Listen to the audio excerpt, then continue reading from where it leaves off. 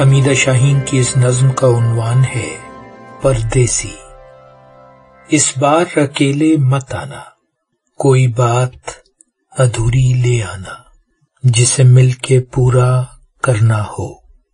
कोई लफ्ज जिसे तुम कभी कहीं नहीं बोल सके, कोई गीत जिसे तन्हा नहीं गाया जा सकता, कोई रंग जो मैंने सारी उम्र नहीं देखा, एक बैग में भर के ले आना, जो ख्वाब पराए देश में तुम नहीं देख सके, वो फूल जो तुमने किसी को देना चाहा और नहीं दे पाए, वो नींद जिसे गठड़ी की तरह पलकों पर लादे फिरते हो, सब अपने साथ उठा लाना, इस बार अकेले मत आना।